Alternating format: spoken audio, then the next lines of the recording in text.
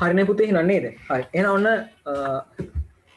ඔයාලට දල අදහසක් ආවා ෆාමකොඩයිනමික්ස් කියන්නේ මොකක්ද කියන එක ගැන. හරි. අපි හරි. දල අදහසක් ආවා ෆාමකොඩයිනමික්ස් කියන්නේ මොකක්ද? ෆාමකොඩයිනමික්ස් කියලා කියන්නේ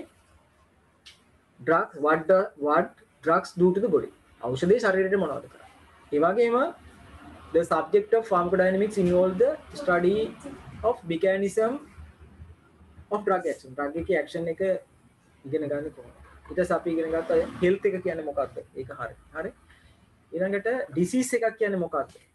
කියන එකත් දල වශයෙන් අපි අදහස්. මේ disease එකක් කියන එකක් කියම හරි broad definition එකක් තියෙන නිසා මේ පොඩි වාක්‍ය දෙක තුනකින් කියලා ඉවර කරන්න බෑ. හැබැයි ඔයාලා මතක තියාගන්න disease එකක් කියලා කියන්නේ ඇඟ ඇතුලේ තියෙන යම්කිසි abnormal condition එකක්.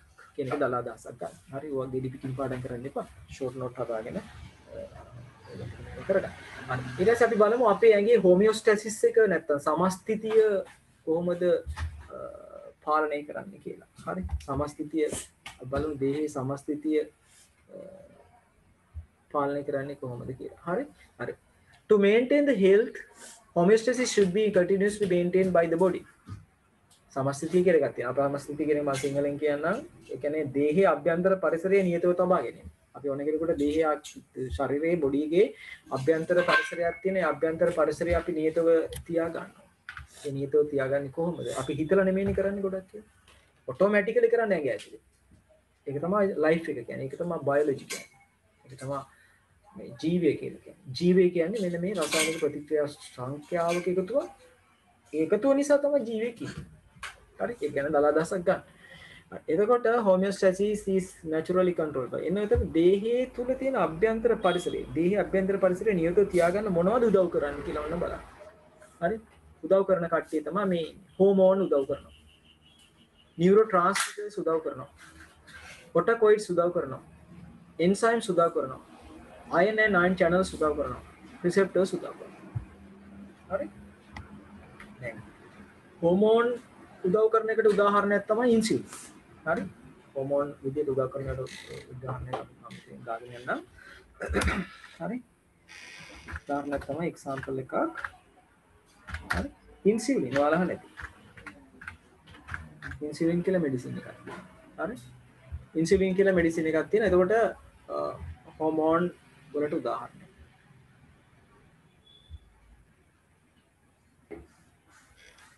ඔටෝකොයිඩ්ස් කියන්නේ මොනවද සර් කියලා අහලා තිනවා. හරි මම කියන්නම්.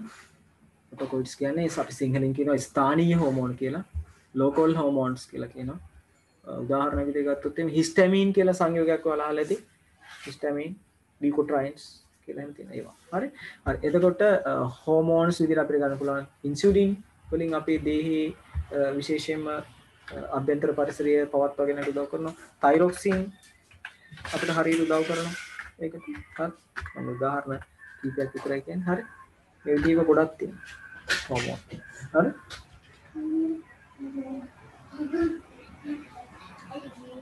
හරි. hello hello ඕකේ අකේ ඔහම තප්පරයක් ඉන්න අකේ පොඩ්ඩක් ඉන්න මම ක්ලාස් එකේ ඉන්න විනාඩියක් ඔහම ඉන්න ලයින් එකේ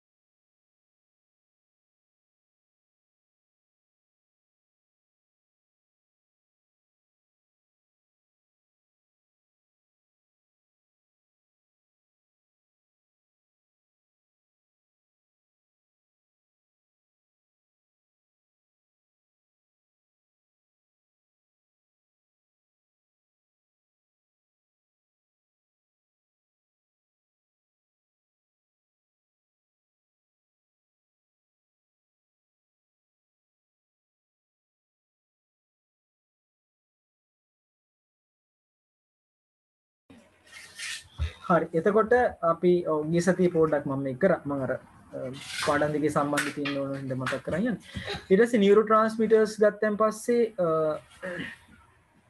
අපි දන්නවා නියුරෝ ට්‍රාන්ස්මිටර් කියනවා අපි දන්නවා ඒ කියන්නේ ස්නායු සම්ප්‍රේෂක ඒක කොහොමද බලපාන්නේ කියන එකත් මම හිතන්නේ මම ගිය සතියේ කරා මම නිකන් එක්සැම්පල් කියලා ගන්න ස්නායු අතර ආවේග සම්නයන වෙන්නේ වල දාන උපාගමයකින් උපාගමයකට උපාගමයේ කරහා ස්නායුවෙන් ස්නායුවට ෆිසිකල් කන්ටැක්ට් එකක් නැහැ ඒ කියන්නේ භෞතික සම්බන්ධයක් නැහැ නිකන් වලක් වගේ තියෙන්නේ සිදුරක් තියෙන. ඒතර ඒ සිදුරෙන් එක ස්නායුවකින් අනෙක් ස්නායුවට ආවේග ගෙනෙන සම්ප්‍රේෂකයෙක් ඉන්නවා. අපි ඒකට ස්නායු සම්ප්‍රේෂක කියලා කියනවා. නොරැඩ්‍රනලින් එක්කනේ. නොරැඩ්‍රනලින් කියන කෙමිකල් එක ගන්න පුළුවන්. ඊට පස්සේ අපිට ගන්න පුළුවන් ස්නායු සම්ප්‍රේෂකයක් විදිහට තව එකක් ගන්න පුළුවන්. ඇසිටයිල්කොලින්. ඇසිටයිල්කොලින්. හරි. මේ වගේව තියෙනවනේ පුතේනේ. ගොඩක් මම හිතා මම ගිය සතියේ මේ ටික ෂෝට් කට් එකේ හැදුවා. හරි. හරි. දැන් ඒවා බය වෙන්න එපා. අපු මෙතෙක් ආපු නැති අයට ඒ ටික ඔක්කොම මම සම්පූර්ණයෙන් කවර් කරලා දෙන්නම්. හරි. මේ වගේ නෝටලා. එහෙනම් අපේ හෝමියෝස්ටැසිස් එක පවත්වාගෙන යන්න හෝමෝන් වැදගත්. ඊට පස්සේ නියුරෝ ට්‍රාන්ස්මිටර් වැදගත්. ඊට පස්සේ ඔටොකොයිඩ්ස් වැදගත් වෙනවා. අර එක දුවෙක් අහලා ඔටොකොයිඩ්ස් කියන්නේ මොනවද? අපි ඒකට කියන්නේ ලෝකල් හෝමෝන්ස් එහෙම නැත්නම් ස්ථානීය වශයෙන් කියනවා විශේෂයෙන්ම ඇලර්ජික් වලදීම ඔයාලා දන්න හිස්ටමින් රිලීස් වෙනවා. ලිකොට්‍රයින්ස් රිලීස් වෙනවා. හරි. එතකොට අපිට හිස්ටමින් ලිකොට්‍රයින්ස් වගේ වලට තමයි අපි කියන්නේ ඔටොකොයිඩ්ස් කියලා. හරි. ඔටොකොයිඩ්ස් කියලා කියන්නේ.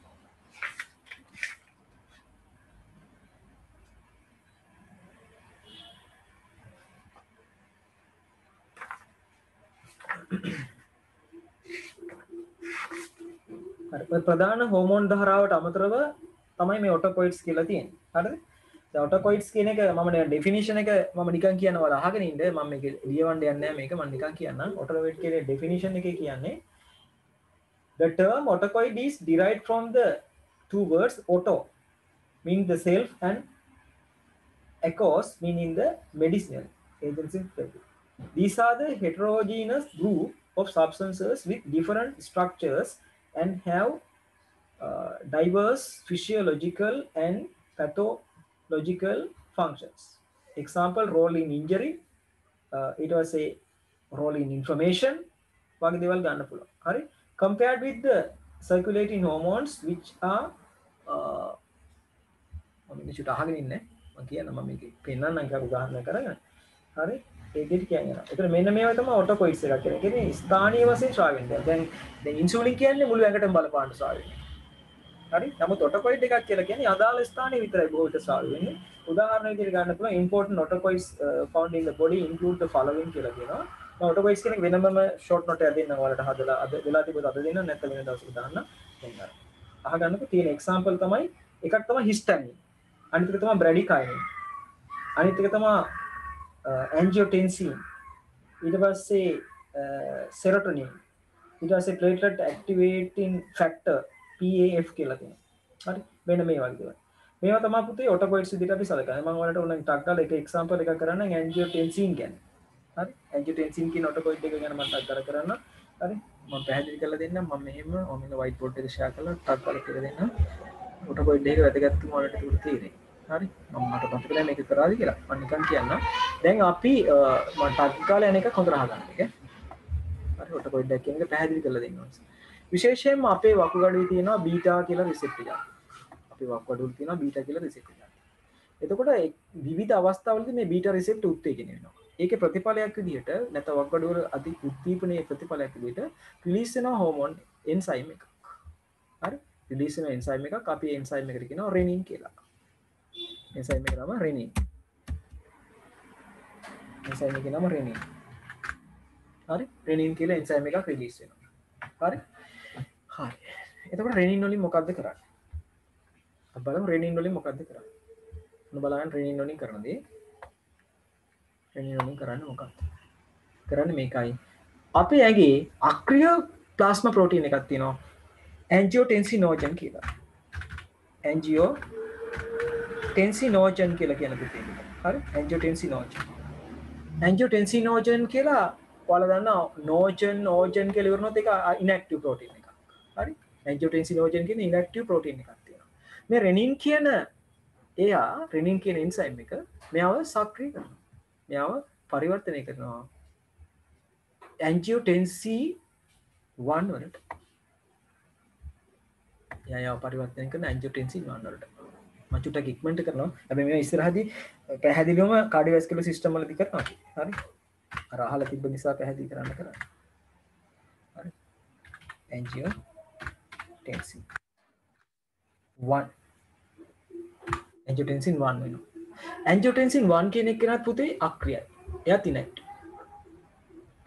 ඊට පස්සේ angiotensin 1 විදිහට තියන්න කියලා බැඩක් නැහැ angiotensin 2 කරනවා angiotensin 1 angiotensin 2 කරනවා මේ අනිවාර්යෙන් ඔයාලට තනියෙන් අඳින්න පුළුවන් වෙනවනේ පාඩම ගන්න ඉවරනම දැන් නම් නැතුණට කමන්නේ හරි angiotensin 2 වෙනවා මම පාඩම් කරන්නේ කටපාඩම් නෙමෙයි කියන්නේ මම කියන්නේ මේ වාගේ අපි පාත්වේස් නැත්නම් මේ වාගේ පාත්වේ ඉගෙනගෙන තියෙනකොට මේ වාගේ දේවල් ඉගෙනගෙන තියෙනකොට ඔයාලට ලේසි උත්තර දෙන්න මේක කටපාඩම් කරන්න එපා මේ සබ්ජෙක්ට් එක කටපාඩම් කරන්න බෑ ෆාම් කොලෙජ් කරන්න තියෙන හොඳම දේ එදිනෙදා භාවිතා කිරීම සහ කාටද ඉගැන්වීම එහෙම නැත්නම් මෙමරි මැප්ස් හදන එක ෂෝට් නෝට් හදන එක පරණ MCQ කරන එක මෙයා ඉවරනම අවුරුදු 20කවත් MCQ කරන්න ඕනේ හරි එතකොට angiotensin ඕජන් angiotensin 1 1 2 වෙනවා ඉතින් 1 2 කරන්නේ කවුද 1 2 කරන්නේ පුතේ මෙන්න මෙයා කවුද අපේ පෙනහළු දෙක හරි අපි පෙනහළු වල තියෙනවා එක්තරා එන්සයිම් එක පෙනහළු තුලින් හදන එක්තරා එන්සයිම් එක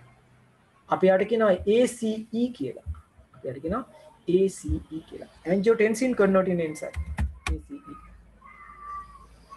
ACE angiotensin converting enzyme කියලා enzyme එකක් හරිද මේ enzyme එක හරි තමයි angiotensin 2 බවට පරිවර්තනය කරන්නේ හරි එතන angiotensin 2 ගිහිලා බලපානවා විශේෂයෙන්ම අධිවෘක්ක ග්‍රන්ථියට දැන් ඇඩ්‍රිනල් ග්ලෑන්ඩ් එකට බලපානවා ඇල්ඩෝස්ටරෝන් ශ්‍රාවය වැඩි කරනවා ඒ නිසා වකුගඩු වලින් සෝඩියම් සහ ජලය ප්‍රතිශෝෂණය වැඩි වෙනවා ඒ නිසා බ්ලඩ් ප්‍රෙෂර් වැඩි වෙනවා අනිත් පැත්තෙන් එයා රුධිර වාහිනිය අකුලනවා ඒ නිසා පර්යන්ත ප්‍රතිරෝධය වැඩි වෙලා බ්ලඩ් ප්‍රෙෂර් වැඩි වෙනවා මේක තමයි මේකේ තියෙන පාත්වේස් එක එහෙම නැත්නම් මේ තමයි මේ ෆිසියොලොජි හරි ෆිසියොලොජි කියන්නේ ඕවා මහ ලොකු දේවල් නෙමෙයි හරි එතකොට අපි බලමු මේ ෆිසියොලොජි එක සම්පූර්ණ කරොත් angiotensin හරි මේ angiotensin 2 ගිහිලා පුතේ බලපාන ස්ථාන දෙකකට මම කිව්වා හරි එකක් අධිකුක්ක ගාන්තියට හරි sorry අනිත් එක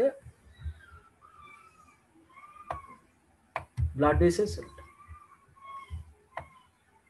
අනිත් එක බලපාන පුතේ blood vessels වලට හරි අනිත් බලපාන blood vessel වලට හරි බලමු මොකද වෙන්නේ බලමු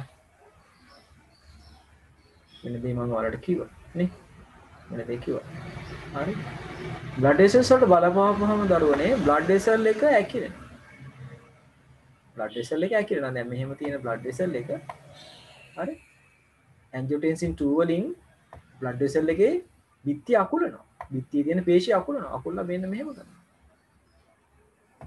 යාගේ ඇතුලේ තියෙන සිදුර පුංචි කරනවා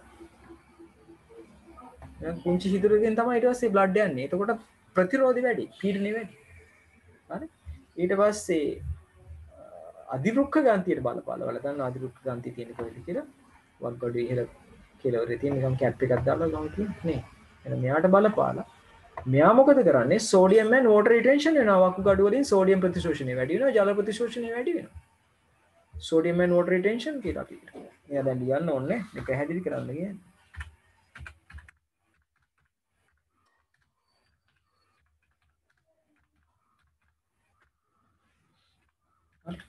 sodium and water retention එකක් වෙනවා. sodium and water retention එකක් ආපු ගමන් ලේ blood volume එක වැඩි. පීඩනය වැඩි. so blood pressure වැඩි කිරීමේ යාන්ත්‍රණයක් නේ. blood pressure අඩු වෙච්ච කෙනෙක් blood pressure වැඩි කිරීමේ යාන්ත්‍රණයක් නේ. හරි ඒ නිසා අපි බෙහෙත් වර්ග හදලා තියෙනවා මේක બ્લોක් කරන්න. બ્લોක් කරලා ඉවරලා අපිට පුළුවන් ප්‍රෙෂර් අඩු කරන්න. ඒක ඉස්සරහදී කාඩියෝවැස්කියුලර් ගන්නවා. හරි. එතකොට මතක තියාගන්න ඔන්න අර ඔටෝකොයිඩ් කතාවට උදාහරණයක් දෙනවා ඇන්ජියෝටෙන්සින් කියන්නේ මෙන්න මේ වගේ දේවල්ට තමයි පුතේ ඔටෝකොයිඩ් කියලා කියන්නේ. මේ මුළු ඇඟටම හැමතැනම ගිහිල්ලා මේන එකක් නෙමෙයි. ඒ ස්ථානීය වශයෙන් ශ්‍රාව්‍ය වෙන දෙයක්. හරි. මම හිතන්නේ ඒක තේරෙන්නේ නැති වලට. හරි. මම නම් ප්‍රධාන පාඩමට යනවා. හරි. ඔටෝකොයිඩ් එක කියන්නේ. හරි. ඊට අමතරව හිස්ටමින් කවුරු හරි මල්ලත් එක්ක ඇවිදින්න යනවා. මොනවා හරි. මල්ලත් බලන්න ගියා කියන්නේ මල්ලත් රේණු තියෙනවා. මල්ල නේද? මල් රේණු ගියාම ඇලර්ජික් වෙනවා. මල් පත්ත බැලිල පැත්තේ දාලා ගෙදර එන්නේ. නැත්තම් ගහක් යටින් කුඹියක් කනවා. හරි. මේ වැඩ ඔක්කොම අමතක කරලා එක්ක ස්පිතාලේ යන්න එනවා ඇලර්ජික් වෙලා. හරි. එහෙම වෙන්නේ හිස්ටැමින් කියන සංයෝගය නිසා.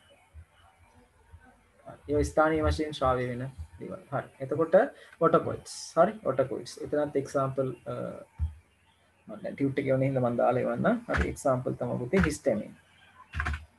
හිස්ටැමින් ගන්න පුළුවන්. හරි. ඊට පස්සේ ගන්න පුළුවන් පුතේ බ්‍රැඩිකයිනින් කියන සංයෝගය. බ්‍රැඩිකයිනින් කියන සංයෝගය. හරි. ඒ වගේ ගොඩක් තියෙනවා. අපි ඉස්සරහට ඒවා කරමු. ඊට පස්සේ එන්සයිම්ස් ගත්තොත් එහෙනම් ඔයාලා දන්න එන්සයිම්ස් ඕන තරම් අපේ ඇඟේ තියෙනවා.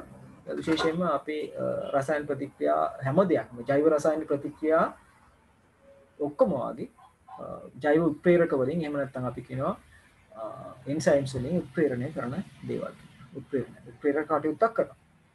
ඒතර මේ එන්සයිම් වලින් උත්ප්‍රේරණය කරන මේ ක්‍රියාවලිය. දැන් උදාහරණ වශයෙන් ගත්තොත් එහෙනම් එන්සයිම් වලින් උත්ප්‍රේරණය කරන ක්‍රියාවලිය විදිහට ගත්තොත් එහෙනම් අපේ ඇඟ ඇතුලේ විශේෂයෙන්ම බොහෝ රසායන එකක් කියලා අපිට කියන්න බෑ. බොහෝ රසායන ප්‍රතික්‍රියා උත්ප්‍රේරණය කරන එන්සයිම්. එන්සයිම් නැති වුණොත් ඒවා හරියට සිද්ධ වෙන්නේ නැහැ.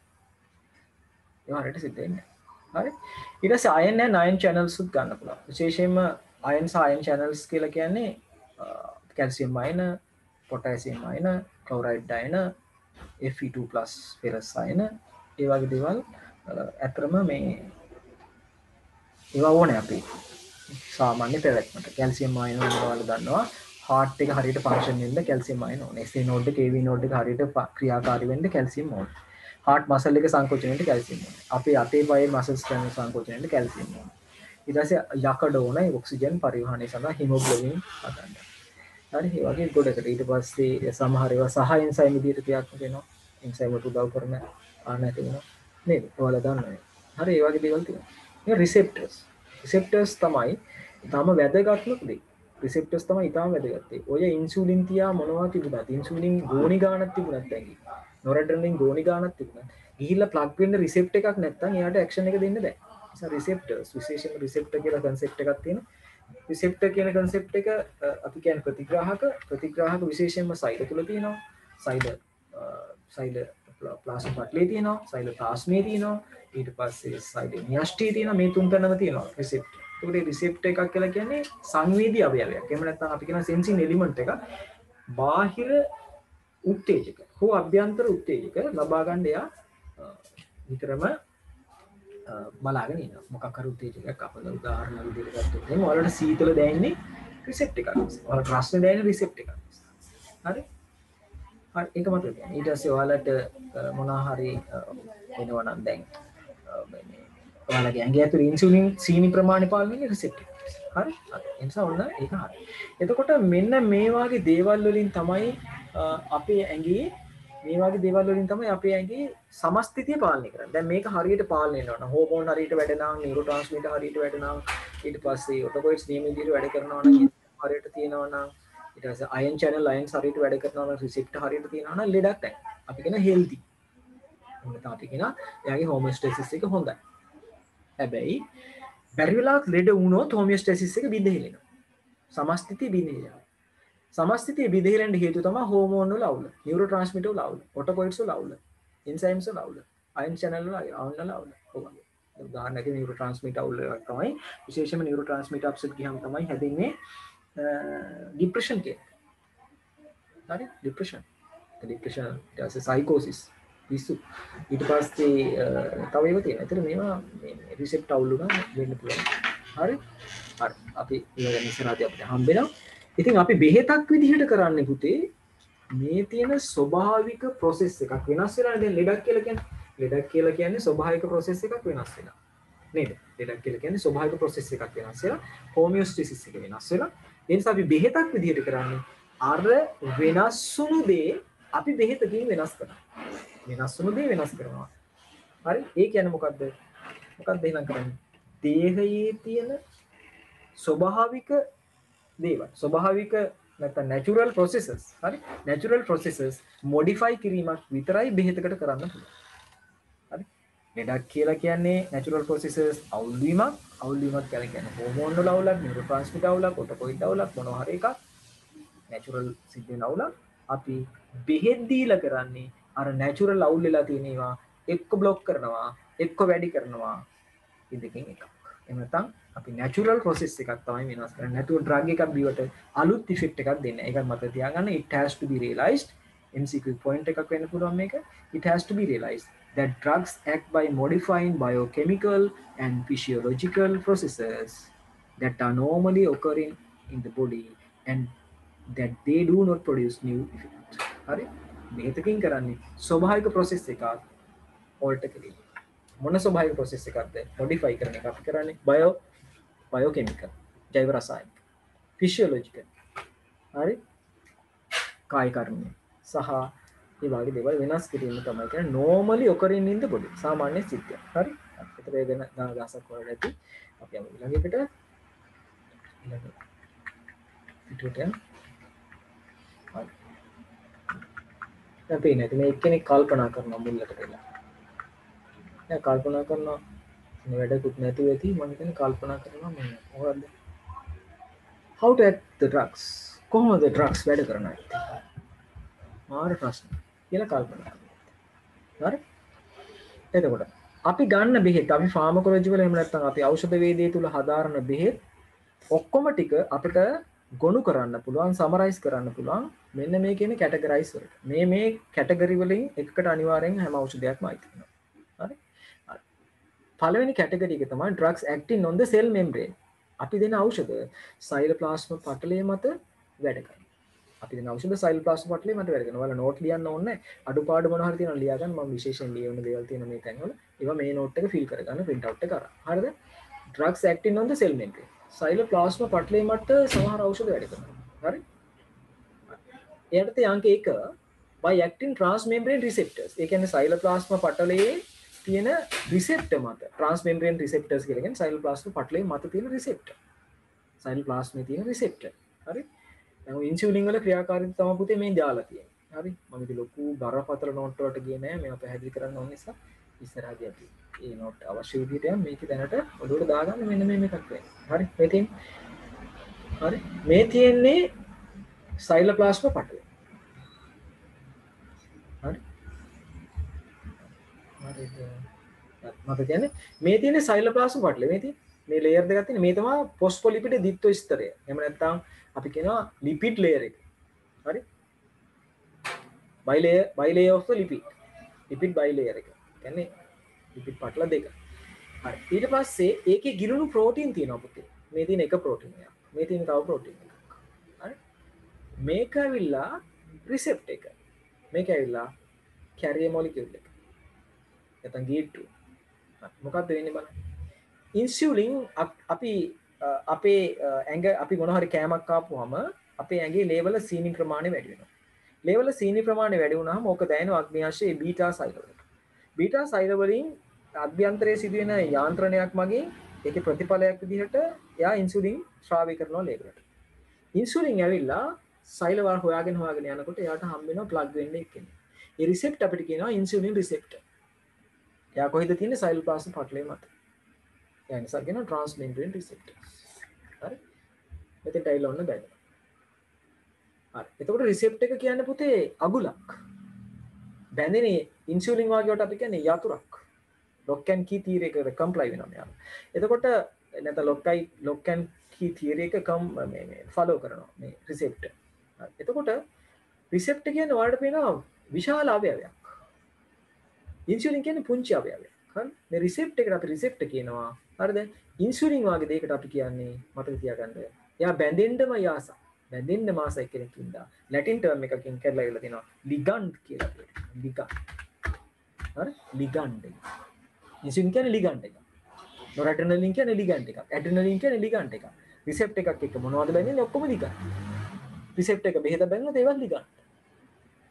හරි? හරි. චුට්ටක් මතක තියාගන්න. හරිද? හරි. නොක දැන අදහසක් වලට දැන් තියෙනවා.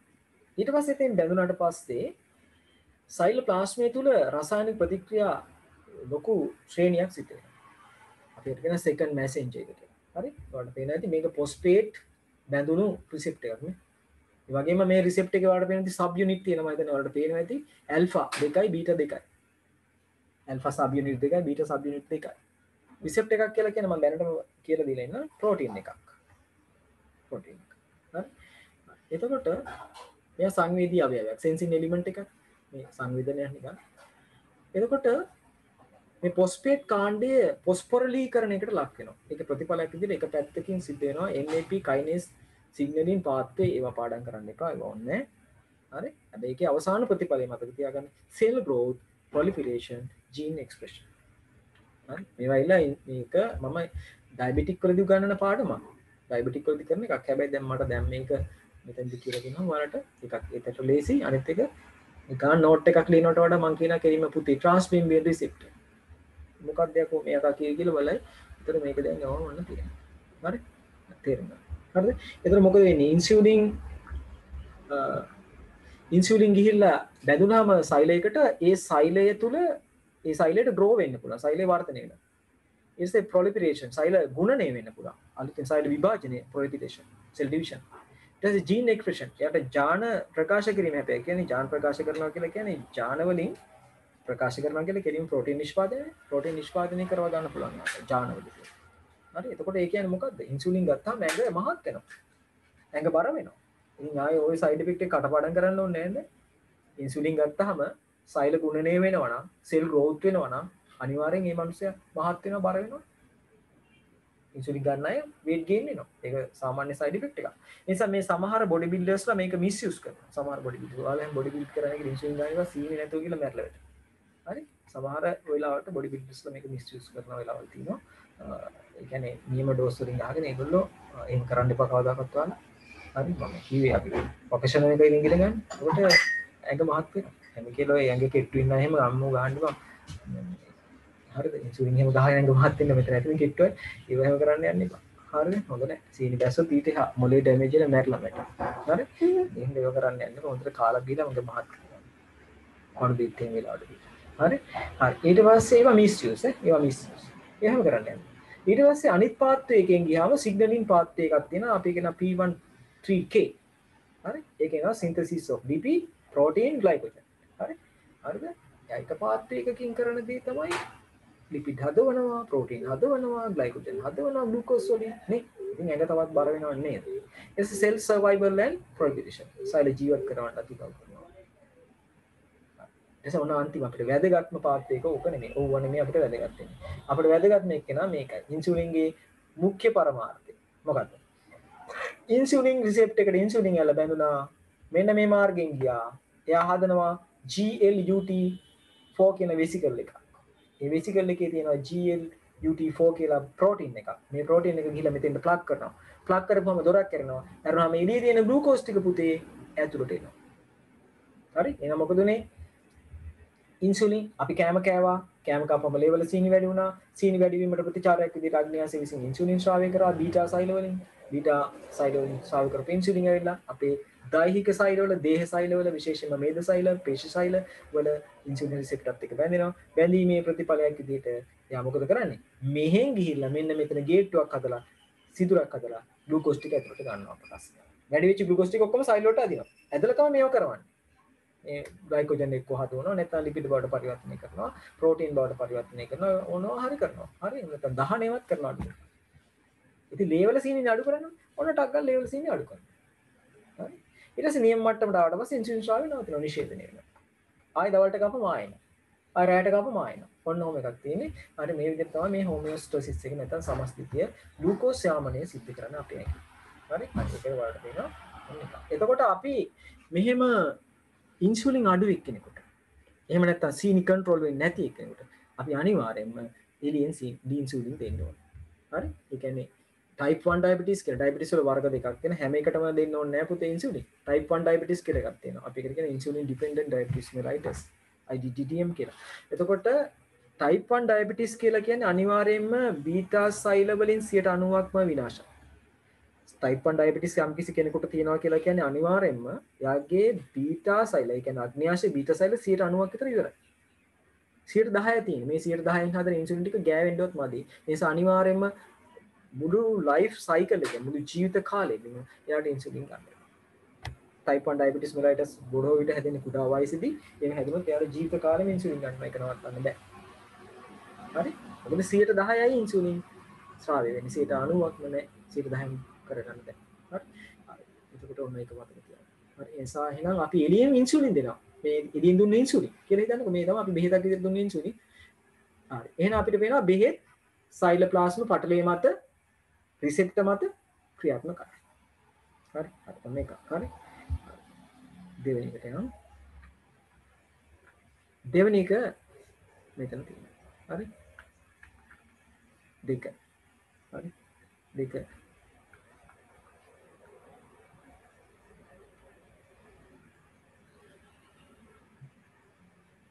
මේ උදාහරණ මම අරගෙන තවත් උදාහරණයක් කරන් තියෙනවා. මෙතන. හරි. අර උඩ එකේ ගත්තේ පුතේ ඉන්සියුලින් වලින් රිසෙප්ටර් උත්තේජනය කිරීමක් කරන්නේ. දැන් මෙතන රිසෙප්ටර් බ්ලොක් කරන එකකට උදාහරණයක් තියෙන්නේ. ඔයාලා පේන ඇති වේගල් නර්ව් එක කියලා මේ කියන්නේ 10 වෙනි කපාල ස්නායුව එහෙම නැත්නම් අපි ඒකට කියන්නේ පැරාසිම්පැතටික් ප්‍රත්‍යානුවේගී ස්නායුවක් මේක. එතකොට ප්‍රත්‍යානුවේගී ස්නායු පද්ධතිය උත්තේජන වුණාම වේගල් නර්ව් එකකින් ඇසිටයිල් කොලින් ස්‍රාවය වෙනවා. ACH කියන්නේ ඇසිටයිල් කොලින්. ඇසිටයිල් කොලින් ස්‍රාවය වුණාම මේ තියෙන්නේ හાર્ට් එකේ මේ හොඳට අහගන්න. නෝට් එකක් ළඟ නැති ඉන්න හොඳට අහගන්න. මේ SA නෝඩ් කියලා කියන්නේ හાર્ට් එකේ තියෙන පේස් මේකර්. AB නෝඩ් කියලා කියන්නේ ඒත් විතරම තියෙන අනිත් එක. ඒ කියන්නේ විද්‍යුත් සන්නයන පද්ධතියක් තියෙනවානේ හෘදයේ තියෙන විද්‍යුත් සන්නයන පද්ධතියේ කියන ඒක තමයි ඒ තියෙන්නේ. කාටර අවතිකේ චිත්‍රෙ කිනවටක් ගන්න දෙන්න. අපේ හાર્ට් එකේ තියෙනවා විද්‍යුත් සන්නයන පද්ධතිය කියලා එකක්.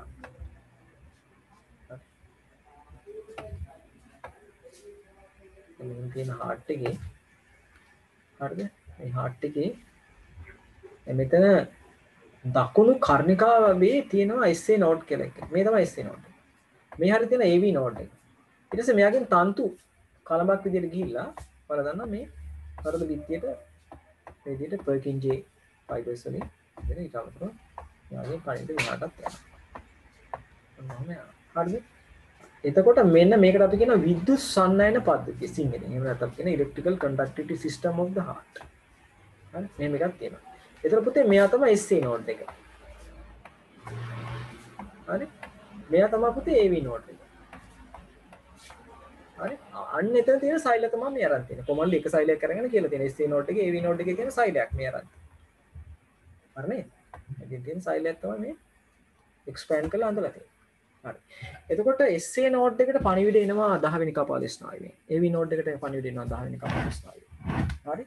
අපි විශේෂයෙන්ම හෘද නිෂේධක මධ්‍යස්ථාන එහෙම නැත්නම් අපි කියන්නේ කාඩියක් ඉන්හිබිටරි සෙන්ටර් එක කියලා එකක් මොලේ තියෙනවා. ඒ උත්තේජන වම තමයි 10 වෙනි කපාල ස්නායු උත්තේජනය.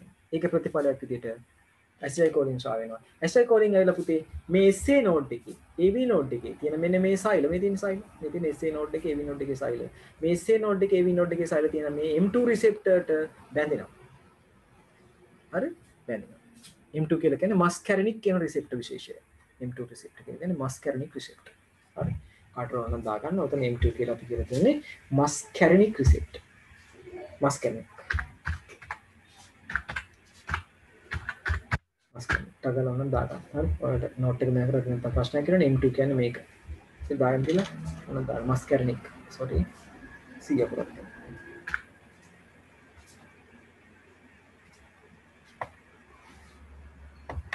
හරි. මස්කැරිනික් රිසෙප්ටර්.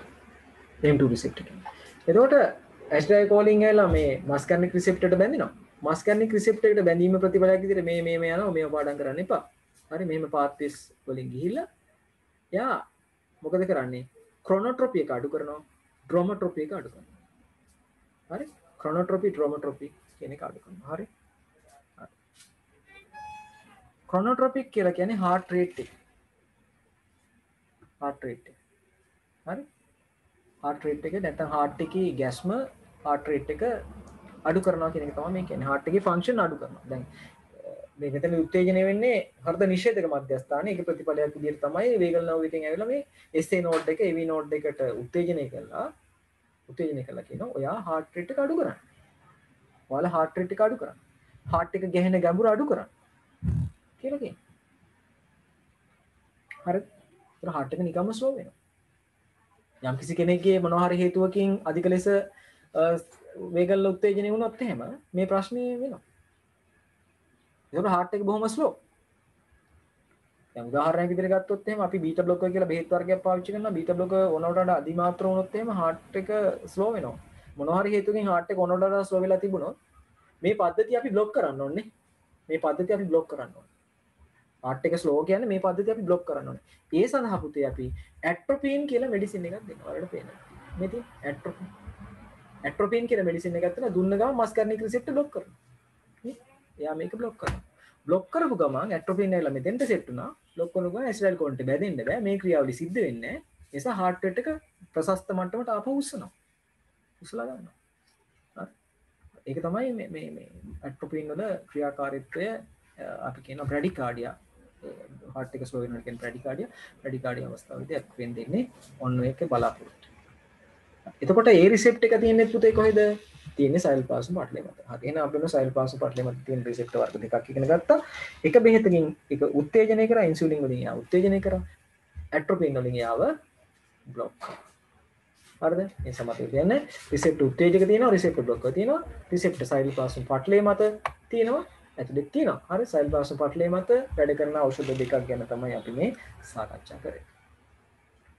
මොනවද ප්‍රශ්න තියෙනවා නම් ඔයාලා දාන්න මේ WhatsApp එකට හරි මේකට හරි දාන්න. මේකට දැම්මොත් මේක දැම්මත් කමක් නැහැ. WhatsApp එකට දාන්න මම ඉන්නත් එකතු කරලා ඒකට උත්තර දෙන්න. හරි. ඊට පස්සේ අපි යමු දෙවෙනි වර්ගය. By acting on transmembrane ion channels. හරි. acting on transmembrane ion channel. transmembrane ion channel කියන්නේ පුතේ සයිලෝප්ලාස්ම පටලයේ තියෙන පතයන්, අයන පතයන්. නැත්නම් ion channels.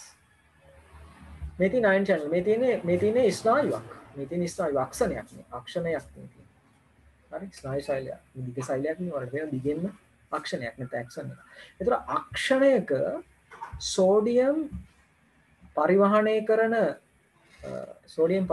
කරන channel එක තියෙන්නේ මෙන්න මෙතන. මේකට තමයි පුතේ කියන්නේ sodium channel කියලා. අපි ඒකට තමයි කියන්නේ sodium channel කියලා. හරි අපි ඒකට තමයි පුතේ කියන්නේ sodium channel කියලා. ඒතර sodium channel එකෙන් හරියට sodium පරිවහණය වුණොත් තමයි ස්නායුවක ආවේග සන්නයන වෙන්නේ. මොකද ස්නායුවක ආවේග සන්නයන වෙන්නේ ස්නායුවේ පටලයේ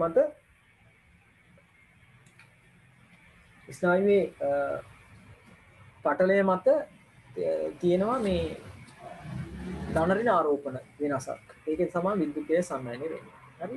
එතකොට දැන් මේ විද්‍යුතය සන්නයනය කරන්න නම් හරියට මේ සෝඩියම් channel function වෙන්න ඕනේ. එතකොට තමයි ධනරින ආරෝපණ දෙපැත්තට දිගට ගිහිල්ලා විද්‍යුත් වශයෙන් මෙයාව උත්තේජනය වෙලා විද්‍යුතයක් නේ ගමන් කරන්නේ ආවේගයක් කියන්නේ. එහෙම ආවේගය ගමන් කරන්නේ. ඒ සඳහා සෝඩියම් ඇතුළට එළියට යෑම හරියට කන්ට්‍රෝල් වෙන්න ඕනේ. ඒකට සෝඩියම් channel අවශ්‍යයි.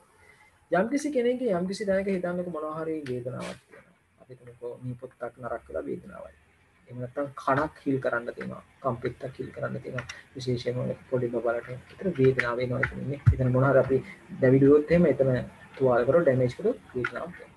වේදනාව එන්නේ පුතේ මෙන්න මේ සෝඩියම් channel එක හරියට ක්‍රියාත්මක වෙන නිසා. හරි? බලන්න මේනදී හිතන් අහගන්නකො සෝඩියම් ඇතුළට ගන්න.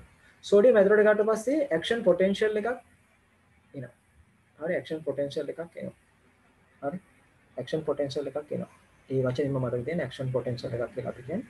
එහෙම එකක් එනවා. මේ ඒ කියන්නේ විද්‍යුත් වශයෙන් මෙයාව උත්තේජනය. ඒ කියන්නේ විද්‍යුත් විභව වෙනසක් සිද්ධ වෙනවා සෛල පටලයේ දෙපස. එතකොට ඒකේ ප්‍රතිඵලයක් විදිහට ආවේගය ඉස්සරහට යනවා. ආවේගය යනකොට කොහොමද පේන් මැසේජ් එක කෙලින්ම බ්‍රේන් එකට යනවා. ආවරගේ කන විද්දා කැක්කුමයි. ආවරගේ නියපොත්ත ගැලෙව්වා කැක්කුමයි. එහෙම යන්නේ මෙයා හරියට ෆන්ක්ෂන් වුණොත්. මෙයා හරියට ෆන්ක්ෂන් වුණොත්. හරි. හරි. මෙතින් පෙරිෆෙරල් ෆේන් කියන්නේ පර්යන්ත වශයෙන් තියෙන වේදනාවක්. පර්යන්ත වේදනාවක් කියන්නේ නියපොත්තක කැක්කුමක් වෙන්න පුළුවන්. එහෙම නැත්නම් විශේෂම නියපොත්තක ගලවලා වෙන්න පුළුවන්. ගැලවිලා වෙන්න පුළුවන්. එහෙම නැත්නම් කනක් විදලා අර මම කියන්නේ මේ මම මේ ප්‍රායෝගිකව පාවිච්චි වෙන වලට කියන්නේ. හරි. එතකොට ඔයලා බබලට කන විදිහේ මේ જાති බෙහෙත් ගෙනියනවා. ගෙනිහිලා දැන් ඒකම දත් ගලවත්. හරි. ඒ දතේ කෙලවරේ තියෙන අක්ෂණය න එතන තමයි කැක්කුම දත්. මේ අමුින් දතක් ගැලෙවුවොත් කොහොමද නේද? එතකොට එහෙනම් අපි මොකද්ද කරන්නේ? අපි එහෙනම් කරන්න ඕන මෙන්න මේ ඇක්ෂන් පොටෙන්ෂල් එක නවත්තන්න ඕනේ. ඇක්ෂන් පොටෙන්ෂල් එක නවත්තන්න සෝඩියම් ඇතුළට එන එක නවත්තන්න ඕනේ. සෝඩියම් ඇතුළට එන නවත්තන්න මෙයා බ්ලොක් කරන්න. ඒකට අපි බෙහෙත් දෙනවා. දුන්න ගමන් මෙයා බ්ලොක් කරනවා. අපි ඒකට කියනවා සෝඩියම් channel blockers. එහෙම නැත්නම් අපි කියනවා local anesthetic. හරි. ඔය ලිග්නෝකේන් කියන පාම්සිලින් නෑ ගන්න නැති ඒකේ ඇක්ෂන් එක තියෙන මේකෙන් මෙන්න මෙතෙන් තමයි සිද්ධ වෙන්නේ. ඒක ගැඹුරින් කරන්න මම ඉස්සරහදී දැනට හරි.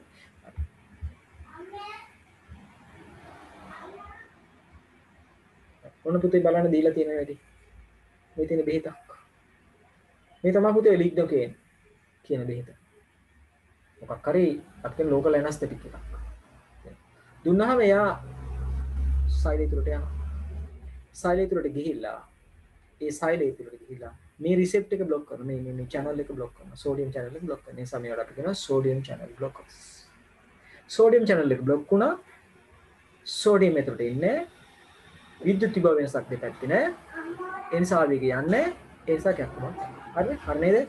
no action potential no message.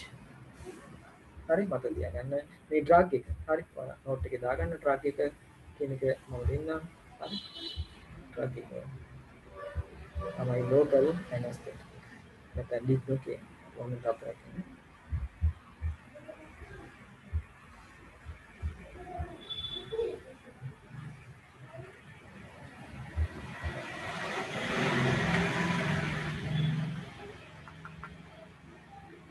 අපි මෙතන දාගමු වයිබ්‍රෝකේන් ట్రాన్స్‌පෙන්ටේන් අයන් channel කියලා තියෙනවා නේද?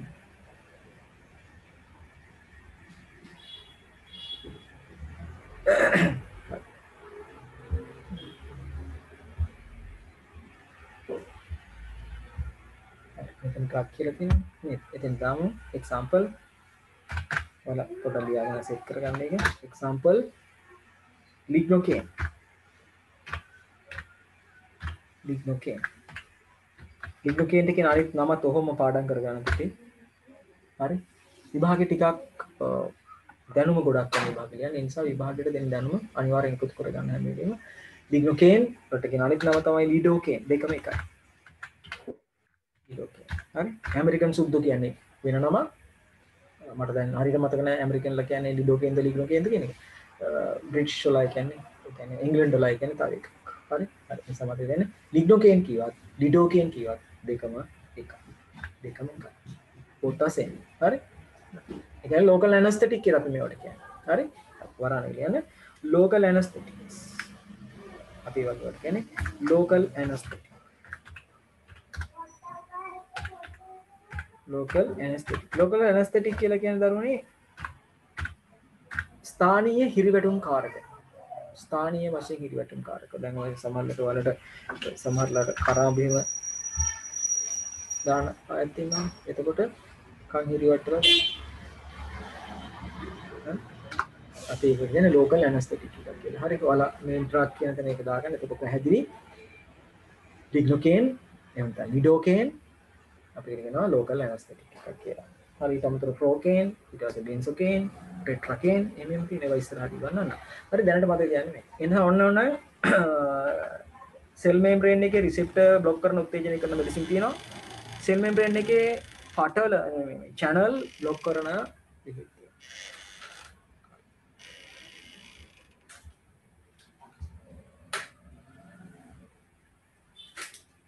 හරි මේක ඉවරයි නේද?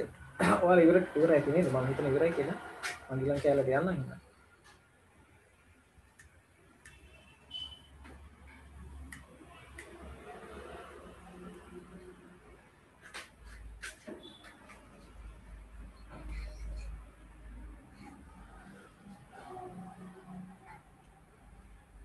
හරි අපි ඊළඟ එකට යමු පුතේ එහෙනම්.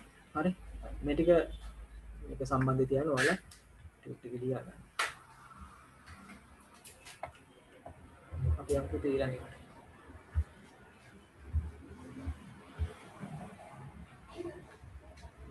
ඊළඟ ඖෂධ වර්ගය.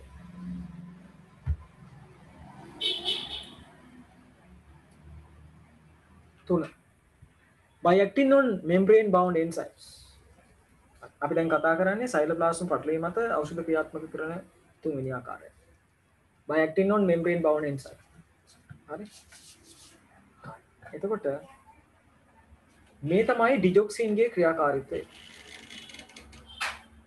මේ සෛලය පුතේ heart muscle එකක්. නැත්නම් cardiac muscle එකක්. හරි මේ සෛලය cardiac muscle එකක්. මේ රවුමට තියෙන සෛලය මෙන්න මේ වගේ තියෙන heart එකේ මෙන්න තියෙන heart එකේ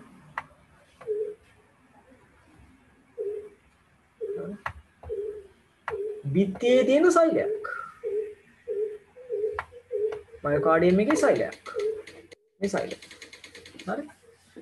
එතකොට ඒ සෛලයේ මේ පේශි සෛලයේ තියෙනවා මෙතන එන්සයිම් එකක්. අපි ඒකට කියනවා සෝඩියම් පොටෑසියම් ATPase. අපි එන්සයිම් එකට කියන්නේ සෝඩියම් පොටෑසියම් ATPase. ඒක එතන නෑ නේද? ඒක අපි දාගෙන මේක අඩුපාඩුවක්. මේ එන්සයිම් එකට කියන නම තමයි සෝඩියම් පොටෑසියම් ATPase. අපි කියන්නේ සෝඩියම් හරි පොටෑසියම් දන්න ලකුණු දාගන්න මට මේක ගහන්න බෑ. Sodium plus potassium plus ATPase.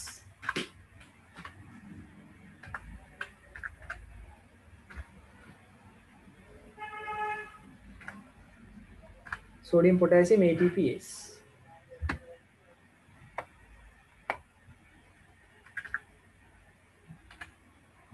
හරි ඔන්න මතක තියාගන්න පුතේ. මේ එන්සයිම් එකට කියන නම මේ මෙයාට මේ කොළ පාට බෝලෙට තමයි එයා ඒක තමයි. හරි.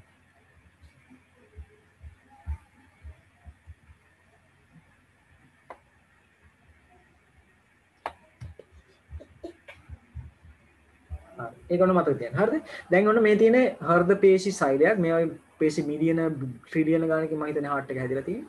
ඒතර හાર્ට් එකේ සංකෝචන ඉහිල්වීම සිද්ධ කරන්නේ මේ මසල්ස් වලින්. ඒතර හાર્ට් මසල් එක ගත්තාම හાર્ට් මසල් එකේ විශේෂයෙන්ම අපිට මේ සාගේ තියෙනවා සයිල් ප්ලාස්ම පට්ටුවට බැලුවේ එන්සයිම් එක. හරි. ඒතර මේ එන්සයිම් එකෙන් මොකද්ද කරන්න කියලා බැලුවොත් මොන බාන කරන දේ මේ එන්සයිම් එකෙන් හරිද සාන්ද්‍රණ අනුක්‍රමණයට එරෙහිව සෝඩියම් 3 දෙනෙක් බලෙන් එළියට ඇදලා දානවා. බලෙන් කරන එකක්. මේක ATP ගන්න එකනේ. හරි. ඊට පස්සේ එනියම් පොටෑසියම් දෙන්නෙක් ඇතුළට ඇදලා ගන්නවා. ගත්තාම පුතේ එළියේ සෝඩියම් ප්‍රමාණය වැඩි වෙනවා. එළියේ සෝඩියම් ප්‍රමාණය වැඩි වෙනවා. එළියේ සෝඩියම් වැඩි වුණාම සාන්ද්‍රණ අනුක්‍රමණය ඔස්සේ සිද්ධ වෙන ක්‍රියාවලියක් තියෙනවා මෙතන. එළියේ සෝඩියම් වැඩි වුණාම සෝඩියම් 3 දෙනෙක් ඇතුළට යනවා කැල්සියම් එළියට එනවා. මේකනේ සාන්ද්‍ර ශක්තිය වැය කරලා නෙමෙයි කියන ඔටෝමැටිකලි වෙන්නේ. මොකද වෙන්නේ බලෙන් සෝඩියම් පොටෑසියම් ATPase වලින් බලෙන් එළියට සෝඩියම් වදිනවා. ඒ සෝඩියම් වටේ එක්කහුව වෙනවා. ඒ වටේ එක්කහුව වීම නිසා ඒ සෝඩියම් වැඩි නිසා සාන්ද්‍රණ අනුක්‍රමණය ඔස්සේ සිදුවෙන අර නිදහස් ෆ්‍රී යන්න පුළුවන් පාත් එකක් තියෙනවා. මෙන්න මෙතනින් මේ කැරියර් මොලිකියුල් එක හරහා සෝඩියම් 3 දෙනෙක් ඇතුළට එනවා කැල්සියම් එළියට. කැල්සියම් එළියට. හරි. ඒ නිසා සිද්ධ වෙන දේ තමයි ලේවල් මේ සෛල තුල කැල්සියම් ප්‍රමාණය අඩු වෙනවා. ඒකෙන් සිද්ධ වෙන දෙයක් තමයි මේ සෛල තුල කැල්සියම් අඩු වෙනවා. පුතේ අය කැල්සියම් එළියට එනවා. මේ සෛල තුල කැල්සියම් අඩු වෙනවා. කැල්සියම් අඩු වුණාම සෛල දෙය හරියට සංකෝචනය වෙන්නේ නැහැ. heart failure කියලා කියන ඔන්න ඔය තත්ත්වය. heart failure එකදී අපිට හරියට මසල් එක සංකෝචනය කර ගන්නවා. ඒ කියන්නේ heart එකට කැල්සියම් වැඩිපුර ඕනේ. අපි ඒ නිසා කැල්සියම් වැඩිපුර දෙන්න හදන්නේ. හරි? දැන් අපි මොකද කරන්නේ? අපි බෙහෙතක් දෙනවා ඩිජොක්සින් කියලා. අපි බෙහෙතක් දෙනවා මොකක්ද නම? ඩිජොක්සින්. ෆාමසිලි ඉන්න විදිහට අහලා. ඩිජොක්සින් කියලා මේ දීලා තියෙන පුතේ බෙහෙත. ඩිජොක්සින් කියන බෙහෙත දුන්නු ගම මේ එන්සයිම් එක බ්ලොක් කරනවා. ඩිජොක්සින් වලින් මේ එන්සයිම් එක බ්ලොක් කරනවා. එන්සයිම් එක බ්ලොක් කරපු ගමන් සෝඩියම් එළියට යන්නේ නැහැ පුතේ. සෝඩියම් එළියට යන්නේ නැහැ කියන්නේ ඇතුලේ සෝඩියම් ප්‍රමාණය ඉහළ යනවා. ඇතුලේ සෝඩියම් ප්‍රමාණය ඉහළ යනවා. හරි? ඇතුලේ සෝඩියම් ප්‍රමාණය ඉහළ යනවා. ඇතුලේ සෝඩියම් ප්‍රමාණය ඉහළ ගිය ගමන් මෙයාව ආයෙ සක්‍රිය වෙනවා. සක්‍රිය වෙලා සෝඩියම් වැඩි නිසා සෝඩියම් දැන් යන්නේ එළියට. සෝඩියම් යන්නේ එළියට. සෝඩියම් එළියට ගියාම ඒකට හීලව් වෙන්න ඇතුලට එන්නේ කැල්සියම්. කැල්සියම් ඇතුලට එනවා. පේශි සෛල තුල කැල්සියම් ප්‍රමාණය වැඩි වෙනවා. සංකෝචනය නැත්නම් අපි කියනවා පොසිටිව් ඉනෝට්‍රොපික් ඇක්ෂන් එකක් කියනවා. හරි? මේක තමයි ඩිජොක්සින් ගේ ක්‍රියාවලිය. මේවා ඉස්සරහට කරනවා. මම කියලා දෙන්නම් එතකොට හරි. ආයි කියලා තියෙනවා සර් ඒක ආයෙ පැහැදිලි කරන්න වද. මම හිතන්නේ මේ මොකක්ද දන්නේ නැහැ පුතේ නේද දාන්න මට මොකක්ද පුතේ පැහැදිලි කරන්න ඕනේ දාන්න. කොහොමද ඩිජොක්සින්ද දන්නේ නැහැ නේද? දාන්න පුතේ ඩිජොක්සින්ද කියලා මේකමද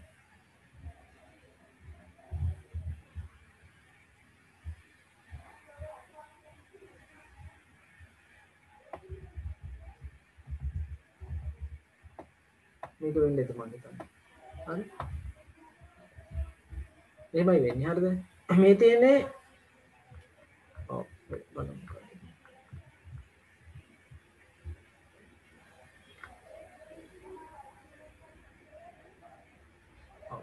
ඩිජොක්සින් හරි හරි මෙන්න හෘදය එතන හෘදයේ පේශියක් මේ තියෙන්නේ හෘද පේශියක් පේශියේ සයිලෝප්ලාස්ට් පටලේ සෝඩියම් පොටෑසියම් ATPase කියලා එන්සයිම් එකක් තියෙනවා. එයා ශක්තිය වැය කරන එන්සයිම් එකක්. ඒකයි ATP ගන්න.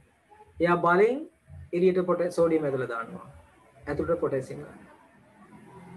ඒ නිසා එළියේ සෝඩියම් ප්‍රමාණය වැඩි වෙනවා. හැබැයි මෙයා බලෙන් වැඩ කරාට බලෙන් වැඩ කරන්නේ නැති ගේට්ටුවකුත් මේ සයිලෝප්ලාස්ට් පටලේ තියෙනවා තව තැනක. ඒ ගේට්ටුව ඔස්සේ ඇතුළට සෝඩියම් යනවා. ඇතුළට සෝඩියම් ගියාම මේක බැලන්ස් කරන්න එළියට කැල්සියම් යනවා. එතකොට සෛලය තුල කැල්සියම් ප්‍රමාණය අඩු වෙනවා. සෛලය තුල කැල්සියම් ප්‍රමාණය අඩු වෙනවා. සෛලය තුල කැල්සියම් ප්‍රමාණය අඩු වුනහම කැල්සියම් ඕන පේශි සංකෝචනය. පේශි සංකෝචනය අඩු වෙනවා. මේ හાર્ට් ෆේලියර් එකදී අපිට ඕන පේශි සංකෝචනය වැඩි කරගන්න. අපි ඩිජොක්සින් කියලා බෙහෙතක් දෙනවා. ඩිජොක්සින් කියලා බෙහෙතක් දුන්න ගමන් ඔන්න බලන්න වෙන දේ. ඩිජොක්සින් දුන්න ගමන් එයා මේ එන්සයිම් එක બ્લોක් කරනවා. මේ එන්සයිම් එක બ્લોක් කරපුවාම එළියට සෝඩියම් යන්නේ නැහැ. ඇතුළත සෝඩියම් ප්‍රමාණය වැඩි වෙනවා. ඇතුළත සෝඩියම් ප්‍රමාණය වැඩි වෙනවා. ඇතුළත සෝඩියම් ප්‍රමාණය වැඩි වුණ ගමන් එයා එළියට එනවා මේ පාට. එයා එළියට එනකොට ඒකට හිලව වෙන්න ඇතුළට කැල්සියම් එනවා. ඇතුළේ කැල්සියම් දැන් වැඩි වෙනවා. ඇතුළේ කැල්සියම් වැඩි වුණාම මොකද වෙන්නේ? මේ කැල්සියම් සංචිත වැඩි වෙනවා මේ. ඉතින් ස්මූත් ER වල. හරි? වැඩි වෙනවා. වැඩි වුණාට පස්සේ කැල්සියම් සංචිත වැඩි වෙනවා. ඒක ප්‍රතිඵලයක් විදිහට වල ගන්නවා. සයිලෝප්ලාස්ට්මේ තියෙනවා ඇක්ටින් මයොසින් සූත්‍රිකා. ඒ වර සර්පණ සූත්‍රිකා වාදය කියලා එකක් අහලා ඇති. ඒක හරහා මේක සංකෝචනය වීමක් සිදු වෙනවා. ඒ සුද්ධ වීම නිසා ඒක පේශියක් නෙමෙයි.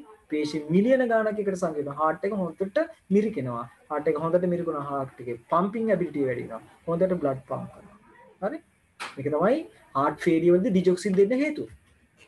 හරි? ඒතර ඒ මම ගැඹුරටම ගියා. හැබැයි මේක දැම්ම එච්චර ඉගෙන ගන්න එපා. මේකයි අම්පෙන් අහලා තියන්නේ ඉස්සරහදී. ඉගෙන ගන්න. මේ තාම බේසික් ෆාමකොලොජි කියන්නේ. හරි? හරි. ඒකකට වග ගන්න. හරි.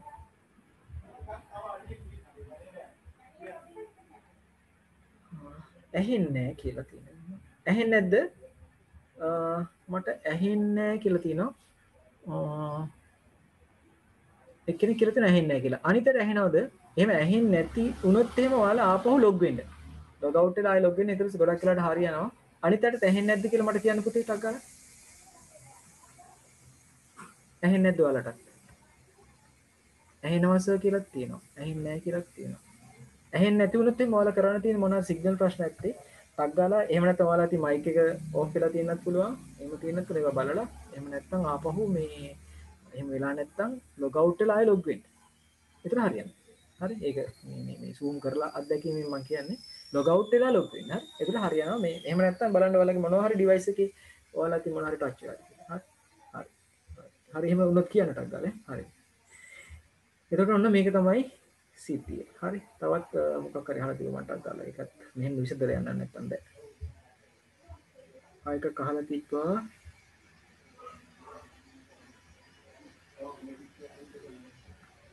ආයි කියලා දෙන්න කිව්ව එක කරා.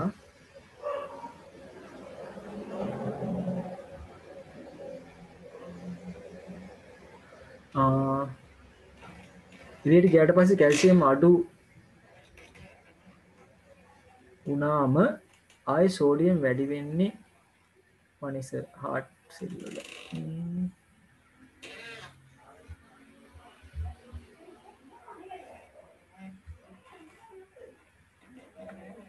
සෝඩියම් එළියට ගියාම මෙහෙම කියලා තියෙනවා. සෝඩියම් එළියට යනවලු. පස්සේ කැල්සියම් අඩු වෙනවා. වැඩි වුණා මොකද? සෝඩියම් වැඩි වෙනවනේ සර්. හાર્ට් සෙල් වල. දැන් මේ නැචරල් ප්‍රොසෙස් එක තමයි බලෙන් සෝඩියම් 3 දෙනෙක් එළියට ඇදලා දාන්නේ. බලෙන් පොටෑසියම් ඇතුළට ගන්න එක. ඒක නැචරල් ප්‍රොසෙස් එක. හරි? ඒ නිසා සෛල වලින් පිටත සෝඩියම් ප්‍රමාණය තමයි වැඩි වෙන්නේ. බලෙන් එළියට ඇදලා දාන්න. සෛල වලින් පිටත සෝඩියම් ප්‍රමාණය වැඩි වෙනවා. සෛල වලින් පිටත සෝඩියම් ප්‍රමාණය වැඩි වුණාම සෝඩියම් ඇතුළට යනවා. ඒකට හරියන්නේ කැල්සියම් එළියට එනවා. ඒ නිසා මේ ප්‍රොසෙස් එක හරියට සිද්ධ වුණොත් වෙන්නේ කැල්සියම් අඩුවීමක්. මේ ප්‍රොසෙස් එක ස්වභාවික ප්‍රොසෙස් එක දිගට සිද්ධ වුණොත් වෙන්නේ කැල්සියම් අඩුවීමක්. කැල්සියම් අඩුවීමක්. අපිට හાર્ට් ෆේලියර් වලදී කැල්සියම් වැඩි කරන්න ඕනේ. අපිට හાર્ට් ෆේලියර් වලදී කැල්සියම් වැඩි කරන්න ඕනේ. අපි ඒ නිසා මොකද කරන්නේ? බෙහෙත් දෙනවා ඩිජොක්සින් දුන්න ගම. හරි? ඩිජොක්සින් දුන්න ගම මෙයාව බ්ලොක් කරනවා. එයා බ්ලොක් කරපු ගමන් සෝඩියම් එළියට යන්නේ. ඇතුලේ සෝඩියම් වැඩි වෙනවා. ඇතුලේ සෝඩියම් වෙනවා මේ ගේට්ටුව අනුකම්පා වෙනවා. අනුකම්පාවට ක්‍රියාත්මක වෙන එකක් නෙවෙයි. හරි? එළියට සෝඩියම් යනවා. හරි? එළියට සෝඩියම් ටික යනවා. එළියට සෝඩියම් ගිය ගමන් ළමයි ඇතුලට කැල්සියම් එනවා. කැල්සියම් වැඩි වෙනවා. සංකෝචනය වෙනවා. හරි? එතකොට ඔන්න ඒකත් හරි. හරිද? මේවා ගැඹුරට නිකන් මොඩේ උඩු කරගන්න ගන්නට පාඩම් කරන්න ඕනේ නැහැ. නිකන් දැනගන්න මේ මම මේ කියලා විතරයි දාන්නේ. මෙහෙම ඒවා ඉස්සරහ උගන්වනවා. එතකොට අපි නියම ගැඹුරට ඉගෙන ගමු. දැන් මෙහෙම නිකන් මතක තියාගන්න. හරි? මොනවද තේරෙන්නේ නැති එකක් තියෙනවා අහන්න. ආයෙත් ඒ තේරුම් නැත්නම් අහන්න. දැන් ගිය සතියේ මට හරියට වැඩ ගොඩක් තිබුණා. සමහර අය රෙජිස්ට්‍රේෂන් ගැන ප්‍රශ්න අහලා තිබුණා. මම ඒවට ලින්ක් එවන්නම්. ඊට පස්සේ තව සමහර අය මෙඩිකල් ඩික්ෂනරි ඩවුන්ලෝඩ් කරන එක ගැන තිබුණා. මම ඒවල තියෙන මෙඩිකල් ඩික් එක මොන්නේ ඔයාලා මොකක් හරි මෙඩිකල් ඩික් එක ඩවුන්ලෝඩ් කරගන්න කවන්නේ කෝකත් එක. ඔක්ස්ෆර්ඩ් මම කියන ඔක්ස්ෆර්ඩ් මෙඩිකල් ඩික්ෂනරි එක ඩවුන්ලෝඩ් කරගන්න ලේසි. ඒක කරන්න මට අර එක කෙනා සමහර ප්‍රශ්න වලට උත්තර දෙන්න බැරි වුණා මේ වැඩි වුණ නිසා. නිසා මේ මොකක් හරි මෙඩිකල් ඩික් එකක් ඩවුන්ලෝඩ් කරගන්න. එහෙම නැත්නම් සල්ලි තියනවා නම් මේක 1000 ගාණක් විතර වෙන්නේ මම හිතන්නේ. එකක් ඔය සාමාන්‍ය පොත් කඩවල තියෙනවා. ගන්න පුළුවන්. පරණ version එකක් ගන්න. අලුත් එකක් ඕනේ. වුණා. බැරි වුණොත් ඩවුන්ලෝඩ් කරන්න පොත් කඩවල තියෙනවා. හරි? සරසයි වලින් තියෙනවා. හරි. හරි. ඔන්නත් ඒ ඩිජොක්සින්ගේ එක ඇක්ෂන් එකක් නේ. හරි. එතනින් යාට හරි. එතකොට අපි දැන් එහෙනම් ඉගෙන ගත්තා බෙහෙත් වැඩ කරන තැන්. සයිටෝප්ලාස්ම පටලයේ රිසෙප්ටර් මත, සයිටෝප්ලාස්ම පටලයේ channel මත, සයිටෝප්ලාස්ම පටලයේ එන්සයිම මත. හරි. ඊළඟ එක. By acting on membrane bound carriers නැත්නම් transporters. හරි. දැන් මේ මෙතන තියෙන පුතේ මේ මොළය ඇතුලේ ස්නායු සංදි දෙකක්. මේ අනුවේග ස්නායු පද්ධතිය. නියුරෝන් අතර සම්බන්ධ. මේ තියෙන එක නියුරෝනයක්. මේ තියෙන තව නියුරෝනයක් කියන්නේ ස්නායු සෛලය. හරි එතකොට මේ ස්නායු සෛලයේ නොරැඩිනලින් රිලීස් කරන එකෙක්. එයා නොරැඩිනලින් අපි කියන්නේ නොරැඩිනලින් නියුරෝන් එක. දැන් නොරැඩිනලින් තමයි රිලීස් කරන්නේ. නොරැඩිනලින් තමයි පුතේ මේ තියෙන නිල් පාට බෝල පොල්. හරි? නොරැඩිනලින් ගිහිල්ලා බැඳෙන රිසෙප්ටර් තමයි මේ තියෙන නොරැඩිනලින් රිසෙප්ටර්. නැත්නම් නොඑපිනෙෆ්‍රින් රිසෙප්ටර්. හරි නොඑපිනෙෆ්‍රින් නැත්නම් නොරැඩ්‍රිනලින් කියලා කියන්නේ දෙකම එකයි. නොඑපිනෙෆ්‍රින් කියලා කියන්නේ ඇමරිකන් වල, නොරැඩ්‍රිනලින් කියලා කියන්නේ ඉංග්‍රීසි වල. ඒතර වචන දෙකක්. ඒකට එකම කිමිකල් එක. හරි? හරිද? බ්‍රිටිෂ් වල කරනවා නොරැඩ්‍රිනලින් කියලා. ඇමරිකන්ලා කියනවා නෑ අපි නම් කියන්නේ අපි කියන්නේ නොඑපිනෙෆ්‍රින් කියලා. හරි? එතකොට එකම බෙහෙත, එකම කිමිකල් එක, එකම නියුරෝට්‍රාන්ස්මිටර් එක. එතකොට මේ එන නියුරෝට්‍රාන්ස්මිටර් එක හරි මෙතෙන්ට ප්ලග් වෙනවා. උදාහරණයක් විදිහට ගත්තොත් එහෙම ඇල්ෆා රිසෙප්ටර්, බීටා රිසෙප්ටර් තමයි මේ. ඒ නී රිසෙප්ටර් කියලා කියන්නේ එක්ක ඇල්ෆා රිසෙප්ටර්, එක්ක බීටා රිසෙප්ටර්. හරි? ඇල්ෆා 1 වෙන්න පුළුවන්, බීටා 1, බීටා 2 වෙන්න පුළුවන්. හරි? හරි. එතකොට ඒවට බැඳිලා පණිවිඩ ඉස්සරහට ගමන් කරනවා. ඊට පස්සේ ඔයාලට පේනවා ඇති මෙතන තියෙනවා මේ වෙලාව අපිට සෙරටොනර්ජිනික් නියුරෝන් එහෙම නැත්නම් සෙරොටොනින් ශ්‍රාවීකරණය නැත්නම් 5HT කියන කෙමිකල් එක නැත්නම් සෙරොටොනින් කියන කෙමිකල් එක සෙරොටොනින් රිලීස් වුණාම මේ ඇවිල්ලා 5HT රිසෙප්ටර් එකට බැඳෙනවා.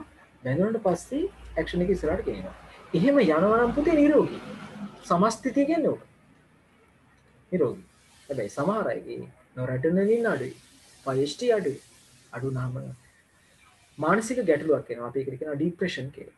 ડિප්‍රෙෂන් වල පැතෝෆිසියොලොජි එක එහෙම නැත්නම් ડિප්‍රෙෂන් කියන්නේ ලෙඩේ ගැන මොකක්ද කියලා තියෙන එක සංකල්පයක් තමයි නොරැඩිනලින් සහ සෙරොටොනින් වල අඩුවීමක් සිද්ධ වීම නිසා පණිවිඩ ඉස්සරහට යන්නේ.